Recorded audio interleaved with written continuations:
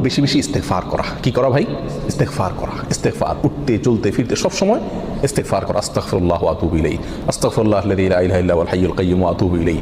অথবা সাইয়্যিদুল ইস্তেগফার পড়া। কিচ্ছু না পারেন শুধু আস্তাগফিরুল্লাহ পড়া, আস্তাগফিরুল্লাহ আস্তাগফিরুল্লাহ আস্তাগফিরুল্লাহ ওয়া আতুবু ইলাইহি, এতটুকু পড়া। এবং যখন পড়বেন অর্থ বুঝে পড়বেন। আল্লাহর কাছে ক্ষমা চাচ্ছেন আপনি, আর ক্ষমা চাইলে ক্ষমা চাওয়ার মোড থাকে আলাদা। একটা মানুষের কাছে যখন মাপ চান আপনি, তখন মাপ চাওয়ার মোড ভিন্ন থাকে না। আস্তাগফিরুল্লাহ যখন বলবো তখন নিজের অপরাধের কথা স্মরণ করে, অথবা আমি যে বহু অপরাধ করি সেই কথাটা মনে করে আল্লাহর কাছে ক্ষমা চাইবো। যত বেশি ইস্তেগফার করবো তত বেশি রিজিক আসবে। সূরা নূহের ভিতরে আল্লাহ সুবহানাহু ওয়া তাআলা আল্লাহ নবী নূহ আলাইহিস সালাম সম্পর্কে বলেছেন যে নূহ আলাইহিস সালাম বলেছেন তার জাতিকে, ফাকুলতু আস্তাগফিরু রাব্বাকুম ইন্নাহু কানা গাফফারা। তিনি বলেন আমি আমার জাতিকে বলেছিলাম তোমরা তোমাদের রবের ইস্তেগফার করো, তোমাদের রব ক্ষমাশীল। তাহলে কি হবে ইস্তেগফার করলে? এক নম্বরে তিনি ক্ষমা করবেন, তারপরে ওয়ায়ুমদিদুকুম বিআমওয়ালিন ওয়া বানিন ওয়া ইয়াজআল লাকুম জান্নাতিন ওয়া ইয়াজআল লাকুম আনহারা।